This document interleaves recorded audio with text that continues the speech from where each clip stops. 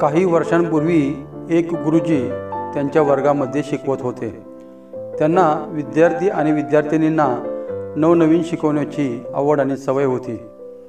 एके दिवशी विद्यार्थी आणि विद्यार्थिनींना काहीतरी नवीन शिकवावे म्हणून गुरुजींनी त्यांच्या खिशातून एक कोरी करकरीत 100 रुपयांची नोट काढली आणि सर्व मुलांना दाखवून त्यांनी विचारले, मुलांनो, माझ्या हातामध्ये ही किती रुपयांची नोट आहे?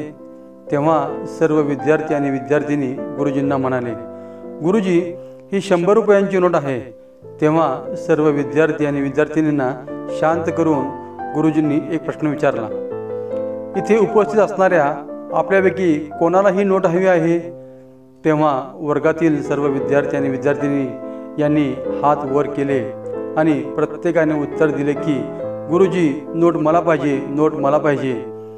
वर्गातील सर्व विद्यार्थी आणि विद्यार्थिनी यांना पुन्हा शांत करत गुरुजींनी त्यांच्या हातामधील ती 100 रुपयांची कोरी करकरीत नोट दोन्ही हातामध्ये घेऊन तिला चुरगाळली। त्यामुळे ती नवी कोरी करकरीत असणारी 100 रुपयांची नोट अतिशय अस्ताव्यस्त दिसू लागली। त्यानंतर गुरुजींनी वर्गातील सर्व विद्यार्थी आणि विद्यार्थिनींना विचारले, इथे उपस्थित असणाऱ्या आपल्यापैकी कोणाला आता ही नोट पाहिजे आहे? तेव्हा वर्गातील सर्व विद्यार्थी आणि विद्यार्थिनी या सर्वांनी पुन्हा हात वर केले आणि प्रत्येक जण म्हणाला, गुरुजी, ही नोट मला पाहिजे, ही नोट मला पाहिजे। वर्गातील सर्व विद्यार्थी आणि विद्यार्थिनींना पुन्हा शांत करून गुरुजींनी ती चुरगाळलेली नोट घेतली आणि वर्गाबाहेर जाऊन त्या नोटेला मातीमध्ये लोळवले आणि पुन्हा चुरगाळले आणि ते वर्गामध्ये आले। त्यानंतर गुरुजींनी पुन्हा वर्गातील सर्व विद्यार्थी आणि विद्यार्थिनींना ती 100 रुपयांची नोट दाखवून विचारली, आता ही नोट कोणाला पाहिजे? तेव्हा पुन्हा एकदा गुरुजींच्या या प्रश्नावर वर्गातील सर्व विद्यार्थी आणि विद्यार्थिनींनी हात वर केले आणि म्हणाले, गुरुजी, ही नोट मला पाहिजे, ही नोट मला पाहिजे।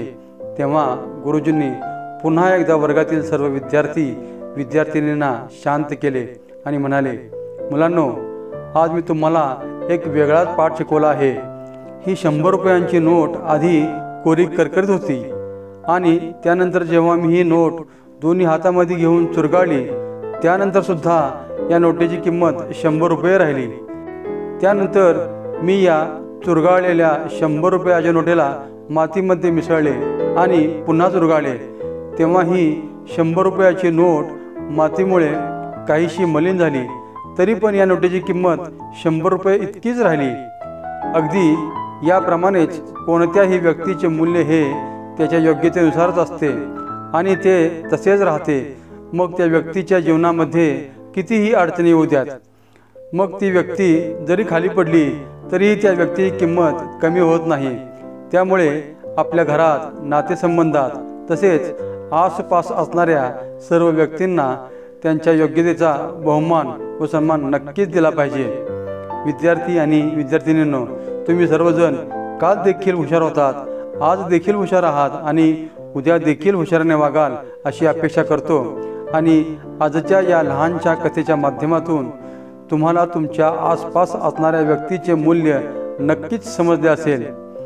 गुरुजींच्या या वाक्यावर सर्व विद्यार्थी आणि विद्यार्थिनींनी एकमेकांकडे पाहिले, नंतर गुरुजींकडे पाहत टाळ्यांचा कडकडाट केला।